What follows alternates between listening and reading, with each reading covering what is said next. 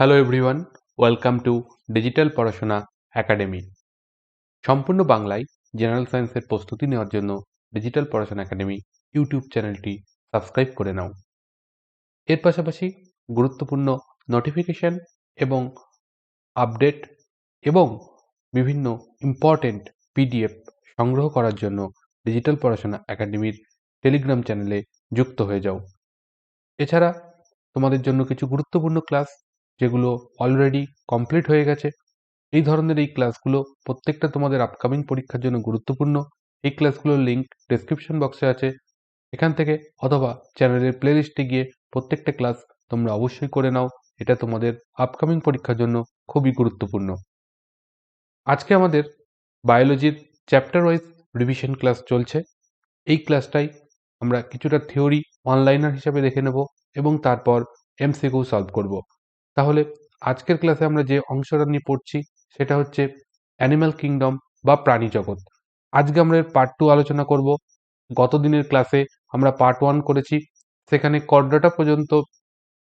Chordata পর্বের আগে পর্যন্ত আমরা আলোচনা করেছি। আজকে আমরা মেন ফোকাস থাকবে করডাটা পর্ব এবং এই করডাটা পর্বের প্রত্যেকটা ভাগ দেখব এবং তারপর আমরা কোশ্চেন অ্যান্সার শুরু করব। তাহলে শুরু করি আজকের ক্লাস। আগের দিনে তোমাদের দেখিয়ে দিয়েছি, আগের দিনের ক্লাসে আমরা একাইনোডার্মাটা পর্যন্ত ক্লাস কমপ্লিট করেছিলাম। আজকে আমাদের ক্লাস শুরু হবে এই করডাটা পর্ব থেকে। আগের ক্লাস যদি না দেখে থাকো অবশ্যই সেই ক্লাসটা দেখে নাও, সেখানে কিন্তু এই বাদবাকি যে পর্বগুলো দেখছো এগুলো সম্বন্ধে ইনফরমেশন দেওয়া আছে। এই যে করডাটা পর্বের প্রধান যে বৈশিষ্ট্যগুলো আছে সেটা হচ্ছে কি, নোটোকডের উপস্থিতি। ভ্রূণ অবস্থায় অথবা জীবনে সারা জীবন ধরে নোটোকড উপস্থিত থাকে। ভ্রূণ অবস্থায় থাকতে পারে অথবা তাদের সমগ্র লাইফ টাইমের মধ্যে যে কোনো একটা সময় তাদের মধ্যে নোটোকড উপস্থিত থাকবে। এইটা হচ্ছে করডাটা পর্বের একটা গুরুত্বপূর্ণ বৈশিষ্ট্য। এছাড়া কি আছে, এদের দেহ দ্বিপার্শ্বীয়ভাবে প্রতিসম।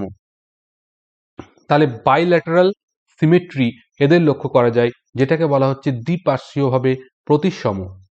এদের ত্বক হচ্ছে ত্রিস্তর বিশিষ্ট, অর্থাৎ এদের যে ত্বক, করডাটা পর্বের প্রাণীদের ত্বক মানে আমাদের ত্বকে আমরা 3টে লেয়ার খুঁজে পাই। এইটা হচ্ছে করডাটা পর্বের আরো একটা বৈশিষ্ট্য। এবং আরো একটা বৈশিষ্ট্য রয়েছে গুরুত্বপূর্ণ, সেটা হচ্ছে এদের বদ্ধ সংবহন তন্ত্র দেখতে পাওয়া যায়। অর্থাৎ এদের যে রক্ত সংবহন তন্ত্র সেটি কি ধরনের, বদ্ধ প্রকৃতির হয়। তাহলে আশা করছি এই 4টে বৈশিষ্ট্য খুব গুরুত্বপূর্ণ, কারণ এই 4টে বৈশিষ্ট্যই এলোমেলোভাবে দিয়ে পরীক্ষায় বহুবার প্রশ্ন এসেছে। তাই জন্য আমার মনে হয় যে এই 4টেই খুব গুরুত্বপূর্ণ পয়েন্ট। এবার আমরা দেখে নিই করডাটার কি শ্রেণীবিভাগ রয়েছে। এই করডাটা পর্বের মধ্যে আমরা যে সমস্ত ভাগগুলো পাই সেগুলো হচ্ছে কন্ডিকটিস ও অস্টিকটিস। এই দুটোই হচ্ছে মাছেদের ভাগ। মাছেদেরকে আমরা এই দুটো ভাগে ভাগ করতে পারি, একটা কন্ডিকটিস আর একটা হচ্ছে অস্টিকটিস। এদের কি বৈশিষ্ট্য আছে নেক্সট স্লাইডে আমরা দেখছি। এছাড়া রয়েছে অ্যাম্ফিবিয়া রয়েছে মানে উভচর রয়েছে, রেপটিলিয়া রয়েছে মানে সরীসৃপ রয়েছে, অ্যাভিস মানে হচ্ছে পাখি রয়েছে এবং ম্যামেলিয়া মানে হচ্ছে স্তন্যপায়ী রয়েছে। এবার আমরা দেখে নিই প্রত্যেকটা পার্টের আলাদা আলাদা করে কি গুরুত্বপূর্ণ বৈশিষ্ট্য রয়েছে। তাহলে কন্ডিকটিস, এই কন্ডিকটিস এদের অন্তকঙ্কাল তরুণস্থি নির্মিত হয়, মানে হাড় যেটা অস্থি তার থেকে একটু নরম ধরনের যে হাড় সেগুলোকে আমরা বলে থাকি তরুণস্থি। এই কন্ডিকটিসদের অন্তকঙ্কালটা কিন্তু তরুণস্থি দিয়ে গঠিত। এদের দেহে প্লাকয়েড আঁশ উপস্থিত থাকে। তাহলে প্লাকয়েড আঁশ কাদের উপস্থিত থাকে, কন্ডিকটিসদের যে আঁশ সেটাকে আমরা বলি প্লাকয়েড আঁশ। এটা খুব ক্ষুদ্র এবং মাইক্রোস্কোপিক আঁশ। এদের দেহে রশ্মিযুক্ত জোড় বিজোড় পাখনা উপস্থিত থাকে। এদের মুখছিদ্র মস্তকের অঙ্কদেশে উপস্থিত থাকে। হাঙর যে মাছ, এই হাঙর মাছের দেখবে মুখছিদ্রটা মাথার ঠিক নিচে অবস্থান করে এবং এদের চোয়ালে কিন্তু দাঁত উপস্থিত থাকে। স্পাইরাল ভাল্ব উপস্থিত থাকে। স্পাইরাল ভাল্ব এটা একটা বৈশিষ্ট্য যেটা কাদের আছে না, কন্ডিকটিসদের রয়েছে। এদের হৃৎপিণ্ড দুটি প্রকোষ্ঠ বিশিষ্ট, খুব ইম্পর্টেন্ট। হৃৎপিণ্ড দুটি প্রকোষ্ঠ বিশিষ্ট, এটা মনে রাখবে, মাছেদের হৃৎপিণ্ড দুটি প্রকোষ্ঠ বিশিষ্টই হয়ে থাকে। এবং এদের লোহিত রক্তকণিকা নিউক্লিয়াস যুক্ত হয়। এদের লোহিত রক্তকণিকা কি হয়? নিউক্লিয়াস যুক্ত হয়। উদাহরণ কি রয়েছে? উদাহরণ রয়েছে হাঙর, শঙ্কর মাছ, হাঙর মাছ, ইলেকট্রিক রে মাছ, এগুলো প্রত্যেকেই কিন্তু কন্ডিকথিসের উদাহরণ। নেক্সট আসছে অস্টিকথিস। এই অস্টিকথিস এদের অন্তকঙ্কাল কি? অস্থি নির্মিত। এটা হচ্ছে basic difference between Chondrichthyes and অস্টিকথিস, যে ওদের হচ্ছে তরুণ অস্থি রয়েছে, এদের রয়েছে অস্থি। এই হচ্ছে বিশেষ ডিফারেন্স। এদের কি রয়েছে অস্টিকথিসদের? এদের চামড়ায় মিউকাস গ্রন্থি উপস্থিত থাকে, যার জন্য স্লিপি হয়, চটচট করে। এদের 3 ধরনের আঁশ লক্ষ্য করা যায়: সাইক্লয়েড, টিনয়েড ও গ্যানয়েড। এই 3 ধরনের আঁশ এদের উপস্থিত থাকে। এবং মাছ বলেছি, মাছেদের হৃৎপিণ্ড 2টি প্রকোষ্ঠ বিশিষ্ট হয়, তো এদেরও হৃৎপিণ্ড 2টি প্রকোষ্ঠ বিশিষ্ট। লোহিত রক্তকণিকা নিউক্লিয়াস যুক্ত হয়, এ দুটো কমন বৈশিষ্ট্য উভয়েরই। এদের রক্ত, এরা হচ্ছে শীতল রক্তের প্রাণী এবং এদের দেহে কিন্তু পর্শ ইন্দ্রিয় রেখা বর্তমান, এটাও কিন্তু মাছেদের আরও একটা গুরুত্বপূর্ণ বৈশিষ্ট্য। তো এই অস্টিকথিস এই পার্টে যে সমস্ত প্রাণীগুলো থাকে বা এদের যে উদাহরণ হয় সেগুলো হচ্ছে কি, কন্ডিকথিসে যে সমস্ত মাছগুলোর নাম পড়লাম সেইগুলো বাদ দিয়ে আর যে মাছ থাকে সেই প্রত্যেকটা মাছই কিন্তু এই অস্টিকথিস পর্বের অন্তর্গত। এছাড়াও তোমাদেরকে আজকের এই ক্লাসে আমরা আরও কিছু মাছের নাম পড়ব, যেগুলো কিন্তু প্রকৃত মাছ নয়, তারা বিভিন্ন পর্বের অন্তর্গত প্রাণী। তার জন্য শেষ পর্যন্ত ক্লাসটি দেখো। আমি ক্লাসে একটা কোশ্চেন রেখেছি, সেই কোশ্চেনটা বোঝানোর সময় ওই ডিটেলসটা তোমাদেরকে দিয়ে দিচ্ছি। এবার আছে অ্যাম্ফিবিয়া বা উভচর। এদের কি হয়? লার্ভা দশাটা জলে অতিবাহিত হয় এবং পূর্ণাঙ্গ দশা স্থলে অতিবাহিত হয়। এদেরকে উভচর বলা হয়ে থাকে। অর্থাৎ এদের লার্ভা দশাটা জলে অতিবাহিত হচ্ছে আর পূর্ণাঙ্গ দশায় এরা স্থলাবাসী হয়ে যাচ্ছে, এই জন্য এদেরকে উভচর প্রাণী বলা হচ্ছে। তোমাদের এখানে একটা প্রশ্ন করছি, যেটার উত্তর তোমরা অবশ্যই সকলে কমেন্ট বক্সে কমেন্ট করে জানাও, যে প্রাণী জগৎ পড়ার সময় আমরা পেয়েছি উভচর প্রাণী, আমরা উদ্ভিদ জগৎ পড়ার সময় আমরা সেখানে কিন্তু পেয়েছি উভচর উদ্ভিদ। তাহলে কোন পর্বের প্রাণী উদ্ভিদদেরকে আমরা উভচর উদ্ভিদ বলি, সেটা অবশ্যই তোমরা কমেন্ট করে জানাও। এছাড়া এদের কি থাকে? লিপ্ত পদ থাকে, অর্থাৎ আঙুলের ফাঁকে চামড়া দিয়ে যুক্ত থাকে, লিপ্ত পদ বলা হয়। এদের কিন্তু লিপ্ত পদ দেখতে পাওয়া যায়। এদের করটি 2টি কন্ডাইল যুক্ত হয়। এদের ইম্পর্টেন্ট বৈশিষ্ট্য, এদের হৃৎপিণ্ড 3টি প্রকোষ্ঠ যুক্ত হয়। তাহলে মাছের ক্ষেত্রে হৃৎপিণ্ড পড়লাম 2টো প্রকোষ্ঠ যুক্ত, এদের হচ্ছে 3টি প্রকোষ্ঠ যুক্ত। আস্তে আস্তে কিন্তু জীবের বিবর্তন ঘটছে, অর্থাৎ জীবগুলো উন্নত হচ্ছে, এটা থেকে আমরা লক্ষ্য করতে পারি। এদের লোহিত রক্তকণিকাও কিন্তু নিউক্লিয়াস যুক্ত হয়। এদের 10 জোড়া করটি স্নায়ু উপস্থিত থাকে। এরা শীতল রক্তের প্রাণী এবং শীত ঘুম দেখা যায়। অর্থাৎ শীতকালে এদের কাউকে তোমরা দেখতে পাবে না, কারণ এখন শীতকাল চলছে। তোমরা দেখো ব্যাঙকে কি বাইরে দেখতে পাও?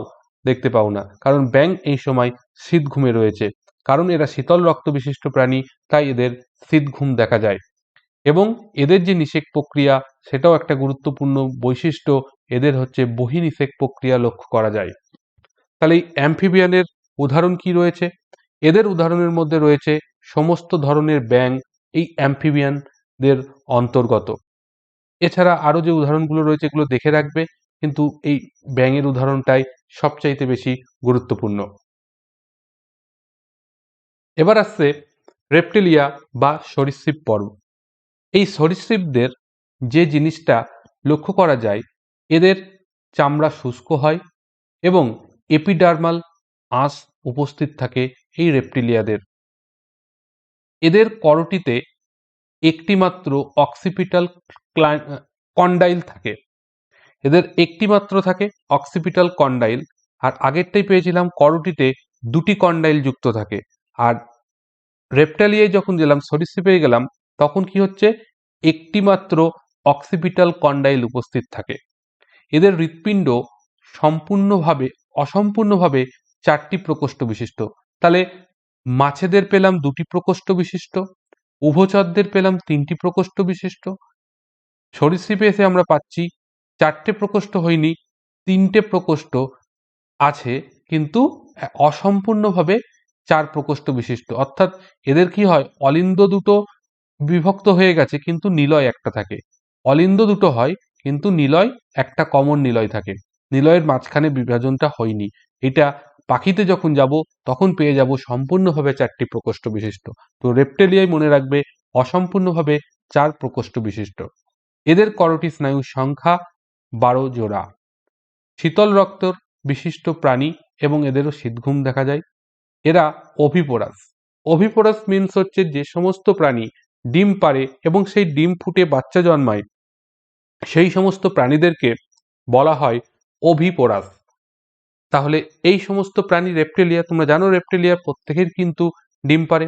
তো এদের যে উদাহরণগুলো রয়েছে, উদাহরণের মধ্যে রয়েছে টিকটিকি, কুমির, কচ্ছপ, সমস্ত ধরনের সাপ, গিরগিটি, এরা প্রত্যেকেই কিন্তু এই সরীসৃপ বা রেপ্টেলিয়া পর্বের অন্তর্গত।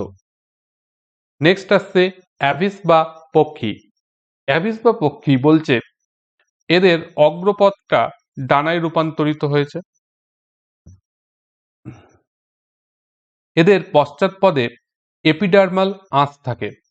তাহলে পাখিদের যে পায়ে দেখবে, পাখির দিকে যদি লক্ষ্য করো দেখবে সেখানে আঁশ থাকে, সেগুলো হচ্ছে এপিডার্মাল আঁশ। এদের পেক্টোরাল পেশি খুবই উন্নত হয় এবং শক্তিশালী হয়, যার জন্য এরা উঠতে পারে, এবং স্টার্নামটা কিল অস্থিতে রূপান্তরিত হয়েছে। এদের শ্বাস অঙ্গ হচ্ছে ফুসফুস এবং ফুসফুসে অতিরিক্ত বায়ুথলি থাকে। এদের শব্দ সৃষ্টিকারী অঙ্গ সিরিংস বিদ্যমান, অর্থাৎ পাখিদের যে শব্দ সৃষ্টিকারী অঙ্গ সেটার নাম হচ্ছে সিরিংস। এদের হৃৎপিণ্ড 4টি প্রকোষ্ঠযুক্ত হয় এবং এদের দেহে পিত্তথলি এবং মূত্রাশয় থাকে না। তাহলে পাখিদের পিত্তথলি এবং মূত্রাশয় থাকে না। তো এই পাখিদের উদাহরণ, এদের নির্দিষ্ট কোনো উদাহরণ দিলাম না, সমস্ত ধরনের পাখি এই অ্যাভিস বা পক্ষী শ্রেণীর অন্তর্গত। এবার আসছে ম্যামেলিয়া বা স্তন্যপায়ী প্রাণী। এদের দেহ দ্বিপার্শ্বীয়ভাবে প্রতিসম। আগেই বলেছি দ্বিপার্শ্বীয়ভাবে প্রতিসম, বাইল্যাটারাল সিমেট্রিক্যাল। এদের সিবেসিয়াস গ্রন্থি ও ঘাম গ্রন্থি উপস্থিত থাকে। করোটিতে 2টি অক্সিপিটাল ক্লাইন্ট আছে। রেপ্টেলিয়াতে দেখেছিলাম একটি অক্সিপিটাল ক্লাইন্ট আছে। ম্যামেলিয়া বা স্তন্যপায়ীতে চলে আসছি, করোটিতে 2টি অক্সিপিটাল ক্লাইন্ট রয়েছে। বক্ষ গহ্বর এবং উদর গহ্বরের মাঝখানে মধ্যচ্ছদা বা ডায়াফ্রাম লক্ষ্য করা যায়। এদের দেহে স্তন্যগ্রন্থি উপস্থিত থাকে, তাই জন্য এদের স্তন্যপায়ী বলা হচ্ছে। ল্যারিংসে ভোকাল কর্ড থাকে। হৃৎপিণ্ড 4টি প্রকোষ্ঠযুক্ত এবং উন্নত ধরনের হৃৎপিণ্ড। লোহিত রক্তকণিকা গোলাকার এবং সেটার নিউক্লিয়াসবিহীন হয়। করোটি স্নায়ু 12 জোড়া, এদের করোটি স্নায়ু বর্তমান থাকে। এই হলো ম্যামেলিয়ার বৈশিষ্ট্য। এই ম্যামেলিয়ার উদাহরণের মধ্যে তোমরা পেয়ে যাবে মানুষ, বাঘ, হাতি, গন্ডার, বাদুড়, গিনিপিগ, ইঁদুর, নীলতিমি, প্ল্যাটিপাস, এরা প্রত্যেকেই কিন্তু আমাদের এই ম্যামেল বা স্তন্যপায়ী পর্বের প্রাণীদের অন্তর্গত। এবার আমরা এই ম্যামেল বা ম্যামেলিয়া বা স্তন্যপায়ীকে আবার আমরা 3টে ভাগে ভাগ করতে পারি। এই ভাগগুলো কি? সেটা হচ্ছে প্রোটোথেরিয়া, মেটাথেরিয়া আর ইউথেরিয়া। এই প্রোটোথেরিয়ার কি বৈশিষ্ট্য রয়েছে? প্রোটোথেরিয়া যারা, তাদের কি হয়, স্ত্রী প্রাণীরা বাচ্চা প্রসব করে না, ডিম পাড়ে। যেই সমস্ত ম্যামেলিয়া রয়েছে বা ম্যামেল রয়েছে, স্তন্যপায়ী রয়েছে, তারা স্তন্যপায়ী প্রাণী, অন্যান্য বৈশিষ্ট্যগুলো স্তন্যপায়ীর মতন, বাট তাদের কি হয়, স্ত্রী প্রাণীরা, ফিমেল অ্যানিম্যালগুলো কি করে, বাচ্চা প্রসব করে না, তারা ডিম পাড়ে। এই ধরনের উদাহরণ যারা রয়েছে তারা হচ্ছে কি, প্ল্যাটিপাস, যেটাকে বলা হয় হংস চঞ্চু বা প্ল্যাটিপাস। পরীক্ষায় দেখবে প্রশ্ন আসে, প্রায়ই আসে, যে স্তন্যপায়ী প্রাণী অথচ বাচ্চা প্রসব করে না কোনটি? তখন আমরা লিখি উদাহরণ, সেটা উত্তর লিখি প্ল্যাটিপাস। তো এই প্ল্যাটিপাস হচ্ছে কিন্তু একটা প্রোটোথেরিয়া পর্বের অন্তর্গত প্রাণী। এবার মেটাথেরিয়ার কি বৈশিষ্ট্য রয়েছে? এরা অপরিণত শাবক প্রসব করে, অর্থাৎ এরা অপরিণত শাবক প্রসব করে এবং স্ত্রী প্রাণীর দেহে মার্সুপিয়াম নামক থলি থাকে, যার মধ্যে অপরিণত শাবক থেকে বড় হয়। এই মার্সুপিয়াম থলি থাকে, দেখবে ক্যাঙ্গারুর যে থলির মধ্যে তার বাচ্চাটাকে রেখে দেয়, ওই থলিটাকেই বলা হয় মার্সুপিয়াম থলি। কেন? এরা অপরিণত শাবক প্রসব করে, তখন সেই শাবকটা বড় হয়ে ওঠা, বেড়ে ওঠা সবকিছুই এই মার্সুপিয়াম থলির মধ্যে হয়। এই জন্য মেটাথেরিয়া পর্বের প্রাণীদেরকে মার্সুপিয়াম প্রাণীও বলা হয়ে থাকে। এদের দেহে প্লাসেন্টা অনুপস্থিত থাকে। তাহলে এদের হচ্ছে কি হয়? প্লাসেন্টা অনুপস্থিত থাকে। এরম উদাহরণ যারা রয়েছে সেটা হচ্ছে, গুরুত্বপূর্ণ উদাহরণ হচ্ছে ক্যাঙ্গারু রয়েছে, কোয়াল রয়েছে, এরা কিন্তু এই মেটাথেরিয়া পর্বের অন্তর্গত। ইউথেরিয়া পর্বের কি রয়েছে বৈশিষ্ট্য? এরা পূর্ণাঙ্গ এবং পরিপুষ্ট শাবক প্রসব করে, এদের প্লাসেন্টা উপস্থিত থাকে। উদাহরণ হচ্ছে বাদুড়, মানুষ, গিনিপিগ, বাঘ, ক্যাঙ্গারু, প্ল্যাটিপাস, কোয়াল, এইগুলো বাদ দিয়ে অন্য যত স্তন্যপায়ী প্রাণী রয়েছে প্রত্যেকে ইউথেরিয়া পর্বের অন্তর্গত প্রাণী। তাহলে এই ছিল আজকের ক্লাসের থিওরি। আশা করছি এই থিওরিগুলো তোমাদের কাজে লাগবে এবং প্রত্যেকটা থিওরি কিন্তু খুবই গুরুত্বপূর্ণ, যেগুলো থেকে কিন্তু পরীক্ষায় প্রশ্ন অবশ্যই আসতে পারে। তোমরা বলবো এই ক্লাসগুলো কিন্তু তোমরা পারলে নোট ডাউন করে নাও, নালে ক্লাসগুলো বারবার দেখো। আশা করছি তোমাদের এই প্রত্যেকটা জিনিস কিন্তু মুখস্থ হয়ে যাবে। তাহলে এবার শুরু করি আজকের এমসিকিউ। প্রথম প্রশ্ন রয়েছে, নিম্নলিখিত প্রাণীগুলির মধ্যে কোনটির লিঙ্গ পরিবর্তন করতে পারে? তাহলে লিঙ্গ পরিবর্তন অর্থাৎ সেক্স চেঞ্জ করতে পারে কোন প্রাণীগুলো? সেটা হচ্ছে অপশন বি, শামুক, যারা মোলাস্কা পর্বের প্রাণী। তাহলে মনে রাখবে, মোলাস্কা পর্বের প্রাণী যারা, তারা কিন্তু লিঙ্গ পরিবর্তন করতে পারে। এখানে আমাদের যে অপশন দিয়েছে তার মধ্যে শামুক হচ্ছে মোলাস্কা পর্বের অন্তর্গত একটি প্রাণী। ড্যাশ একটি সামুদ্রিক প্রাণী। তাহলে আমাদের এখানে যে নিম্নলিখিত যে গুলো দিয়েছে, পর্বগুলো দিয়েছে, তার মধ্যে কোনটি একটি সামুদ্রিক প্রাণী? এরা কিন্তু সম্পূর্ণভাবে এইভাবেও প্রশ্নটা দিতে পারে যে সম্পূর্ণরূপে সামুদ্রিক প্রাণী, এদেরকে সমুদ্র ছাড়া আর অন্য কোথাও পাওয়া যায় না। সেই প্রাণীটার উদাহরণ যদি জানতে চাই, তাহলে তোমরা এখানে মনে রাখবে অপশন সি, একাইনোডার্মাটা। এই পর্বের প্রাণীরা কিন্তু সম্পূর্ণরূপে সমুদ্রবাসী প্রাণী। নিম্নের কোনটি মেরুদণ্ডী প্রাণীর বৈশিষ্ট্য নয়? তাহলে মেরুদণ্ডী প্রাণীর বৈশিষ্ট্য নয়, বা বলতে পারো করডাটা পর্বের প্রাণীর বৈশিষ্ট্য নয় কোনটা? সেটা কিন্তু অবশ্যই দেখো, নোটোকর্ড উপস্থিত থাকে, অবশ্যই মেরুদণ্ডী প্রাণীর নোটোকর্ড উপস্থিত থাকে। অন্তকঙ্কাল বিশিষ্ট হয়, অবশ্যই থাকে। বাইল্যাটারাল সিমেট্রি অবশ্যই লক্ষ্য করা যায়, কিন্তু রাউন্ড সিমেট্রি এদের কিন্তু লক্ষ্য করা যায় না। মেরুদণ্ডী প্রাণীদের একটিমাত্রই সিমেট্রি লক্ষ্য করা যায়, সেটা বাইল্যাটারাল সিমেট্রি। নিম্নলিখিত কোনটি মেরুদণ্ডী প্রাণী নয়? তাহলে নিম্নলিখিত গুলোর মধ্যে মেরুদণ্ডী প্রাণী নয় কোনটা? টিকটিকি কোন পর্বের অন্তর্গত? সরীসৃপ পর্বের অন্তর্গত। মাছ ফিসিস পর্বের অন্তর্গত। কন্ডিকটিস, অস্টিকটিস দুটো পর্বই রয়েছে এর মধ্যে। ব্যাং, এটা উভচর পর্বের বা অ্যাম্ফিবিয়ান পর্বের অন্তর্গত। কিন্তু কেঁচো এটা নয়, এ অঙ্গুরিমল পর্বের প্রাণী। তাহলে আমাদের অপশন এ হয়ে যাবে এক্ষেত্রে সঠিক উত্তর।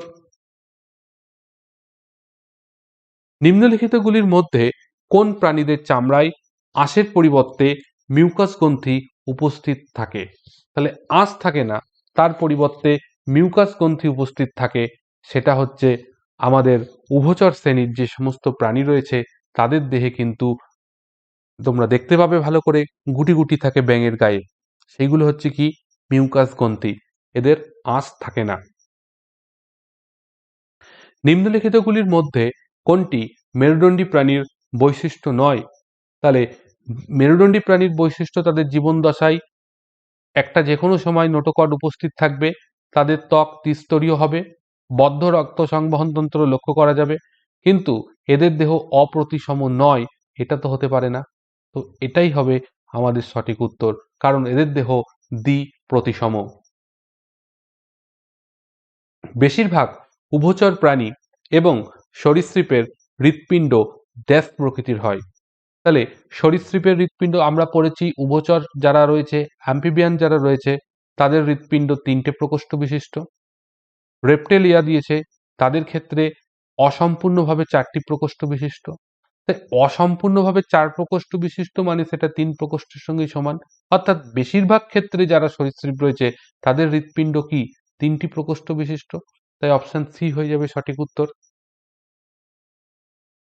নিম্নলিখিত প্রাণীদের মধ্যে কাদের চামড়া শুষ্ক এবং গ্রন্থিহীন হয়? তাহলে চামড়া শুষ্ক এবং গ্রন্থিহীন হয়, তারা হচ্ছে রেপ্টেলিয়া বা সরীসৃপ। ঘরের মধ্যেই দেখো একটা টিকটিকি রয়েছে, সেই টিকটিকিটার গায়ের দিকে তাকাও, তাহলেই বুঝতে পেরে যাবে এদের গা শুষ্ক এবং গ্রন্থিহীন হয়। যে সমস্ত প্রাণী ডিম পাড়ে তাদেরকে বলা হয়, তাহলে যে সমস্ত প্রাণী ডিম পাড়ে তাদেরকে কি বলে? তাদেরকে বলা হয় ওভিপোরাস বা ওভিপেরাস। যারা ডিম পাড়ে তাদেরকে বলা হয় ওভিপেরাস। নিম্নলিখিতগুলির মধ্যে কোন পাখিটি উল্টোভাবে উঠতে পারে? মানে সোজাভাবে উঠতে পারে না, উল্টোভাবে ওড়ে, সেটা হচ্ছে হামিং বার্ড। এরা কিন্তু উল্টোভাবে ওড়ে। নিম্নলিখিতগুলির মধ্যে কোন দেহগহ্বরটি বায়ু দ্বারা ভর্তি থাকে? তাহলে এটা যে দেহগহ্বরটি বায়ু দ্বারা ভর্তি থাকে সেটা হচ্ছে সিনাস, যেটা পাখিদের লক্ষ্য করা যায়। নিম্নলিখিতগুলির মধ্যে কোনটি একটি মার্সুপিয়ামের উদাহরণ? তোমাদের বলেছি মার্সুপিয়াম থলি যাদের থাকে সেই সমস্ত প্রাণীগুলোকে মার্সুপিয়াম প্রাণী বলা হয়। তাহলে আমাদের এখানে আমরা দেখতে পাচ্ছি ক্যাঙ্গারু রয়েছে, ক্যাঙ্গারুকে বলা হয়ে থাকে মার্সুপিয়াম প্রাণী। ড্যাশ শ্রেণীর প্রাণীরা উষ্ণ রক্তের হয়? তাহলে উষ্ণ রক্তের প্রাণী কারা হয়? সরীসৃপ, উভচর এবং মাছ, এরা প্রত্যেকেই শীতল রক্তের প্রাণী। তাহলে অপশন ডি তে আছে পাখি, এ হচ্ছে উষ্ণ রক্তের প্রাণী। একটি কুদযুক্ত উটকে কি বলা হয়ে থাকে? এটা মুখস্থ করে রাখবে। কুদযুক্ত উটকে বলা হয় ডরমিডারি। ডরমিডারি বলা হয়ে থাকে কুদযুক্ত উটকে। নিম্নলিখিতগুলির মধ্যে কোনটি সর্বাপেক্ষা দীর্ঘ স্তন্যপায়ী প্রাণী? তাহলে সর্বাপেক্ষা দীর্ঘ স্তন্যপায়ী প্রাণী সেটা হচ্ছে নীলতিমি। এটা হচ্ছে সর্বাপেক্ষা দীর্ঘ মানে সবচেয়ে লম্বা স্তন্যপায়ী প্রাণী। ভিভিপোরাস কি? ভিভিপোরাস হচ্ছে যারা শাবক প্রসব করে তাদেরকে ভিভিপোরাস বলে। তাহলে অপশন ডি, এক ধরনের জীব যারা শাবক প্রসব করে তাদেরকে ভিভিপোরাস বলা হয়। মোনোস্টোরাস কি? মোনোস্টোরাস কি? মোনোস্টোরাস হলো যাদের বছরে একটিমাত্র প্রজনন কাল থাকে, তাদেরকে সেই সমস্ত প্রাণীদেরকে বলা হয়ে থাকে মোনোস্টোরাস। তোমরা দেখতে পাবে যেমন কুকুর, বিড়াল এই জাতীয় যে সমস্ত প্রাণী তাদের মানে বছরে একবারই প্রজনন কাল আসে, তাই জন্য এই সমস্ত প্রাণীগুলোকে মোনোস্টোরাস প্রাণী বলা হয়ে থাকে। ড্যাশ খুব অপরিণত শাবক প্রসব করে? তাহলে অপরিণত শাবক প্রসব কারা করে? যারা মেটাথেরিয়া পর্বের প্রাণী বা যারা মার্সুপিয়াম প্রাণী যাদের বলা হয়, অর্থাৎ ক্যাঙ্গারু। তাহলে আমাদের অপশন বি হয়ে যাবে ক্যাঙ্গারু সঠিক উত্তর। ভারতীয় বন্যপ্রাণী অনুযায়ী উড়ন্ত শেয়াল নামে কোনটি পরিচিত? ফ্লাইং ফক্স বা উড়ন্ত শেয়াল নামে কোন প্রাণীটি পরিচিত? এটা হচ্ছে কিন্তু রেলের গ্রুপ ডি 2018 সালের পরীক্ষায় কিন্তু এই প্রশ্নটা এসেছে। তো এটা কিন্তু বাদুড়কে বলা হয়ে থাকে। নিম্নলিখিতগুলির মধ্যে কোন প্রাণীটির ক্ষুদ্রান্ত ছোট হয়? তাহলে ক্ষুদ্রান্ত ছোট হয় কিন্তু সিংহ, তাদের ক্ষুদ্রান্ত খুব ছোট হয়। নিম্নলিখিত প্রাণীগুলির মধ্যে কে আল্ট্রাসনিক শব্দ উৎপাদন করতে পারে? তাহলে আল্ট্রাসনিক সাউন্ড এটা উৎপাদন করতে পারে যে, সে হলো অপশন ডি, শুশুক। শুশুক যে প্রাণী রয়েছে তারা আল্ট্রাসনিক সাউন্ড উৎপন্ন করতে পারে। কোনটি পৃথিবীর মধ্যে সবচেয়ে বেশি বুদ্ধিমান স্তন্যপায়ী প্রাণী? তাহলে পৃথিবীর মধ্যে সবচেয়ে বেশি বুদ্ধিমান স্তন্যপায়ী প্রাণী যে, সে হচ্ছে ডলফিন। সে কিন্তু সবচাইতে ইন্টেলিজেন্ট প্রাণী। মাছেদের হৃৎপিণ্ডে ড্যাশটি প্রকোষ্ঠ থাকে? তাহলে মাছেদের হৃৎপিণ্ড কটি প্রকোষ্ঠ যুক্ত হয়? মাছেদের হৃৎপিণ্ড দুটি প্রকোষ্ঠ যুক্ত হয়। নিম্নলিখিতগুলির মধ্যে কোনটি মাছেদের বৈশিষ্ট্য নয়?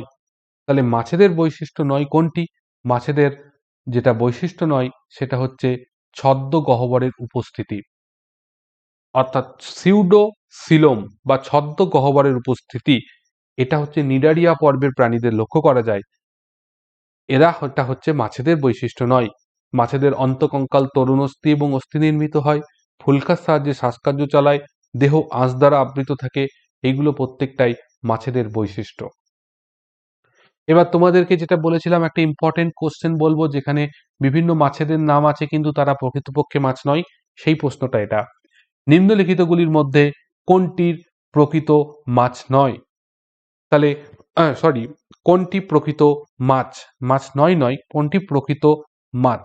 তাহলে এখানে যে উদাহরণগুলো যেগুলো দেওয়া আছে নাম, তার মধ্যে ডগ ফিশ এটি কিন্তু হচ্ছে একটা প্রকৃত মাছ। এছাড়া বাদবাকি যেগুলো রয়েছে, যেমন ধরো ক্যাটেল ফিশ রয়েছে, এটা হচ্ছে মোলাস্কা পর্বের প্রাণী। জেলিফিশ যেটা রয়েছে, এরা যে পর্বের অন্তর্গত প্রাণী, এরা হচ্ছে নিডারিয়া পর্বের অন্তর্গত প্রাণী। সিলভার ফিশ এরা যে পর্বের অন্তর্গত প্রাণী, এরা হচ্ছে অর্থোপোডা পর্বের প্রাণী। তাহলে এই হচ্ছে তিন ধরনের পর্বের, কিন্তু এরা আলাদা আলাদা, কিন্তু এরা প্রত্যেকের নাম কিন্তু ফিশ। তাহলে পরীক্ষার সময় কিন্তু এরকম প্রশ্ন দিতে পারে, সেক্ষেত্রে তোমরা কিন্তু অবশ্যই ক্লিয়ারলি জিনিসটাকে দেখবে। এর পাশাপাশি আরও একটা আছে স্টার ফিশ। এই স্টার ফিশ কিন্তু একাইনোডার্মাটা পর্বের প্রাণী। তো এই বিষয়গুলো কিন্তু তোমরা অবশ্যই ভালো করে যত্ন সহকারে মনে রেখে দেবে। নিম্নলিখিতগুলির মধ্যে কোনটি দুটি প্রকোষ্ঠ বিশিষ্ট হৃৎপিণ্ড আছে? তাহলে দুটি প্রকোষ্ঠ বিশিষ্ট হৃৎপিণ্ড যেটা রয়েছে, একমাত্র মাছেদের থাকে দুটি প্রকোষ্ঠ বিশিষ্ট হৃৎপিণ্ড। তো এখানে যে উদাহরণগুলো রয়েছে তার মধ্যে অপশন ডি, রোহু, এটা কিন্তু এক ধরনের মাছ, তাই এদের দুটি প্রকোষ্ঠ উপস্থিত আছে। আজকের ক্লাস এখানেই শেষ করলাম।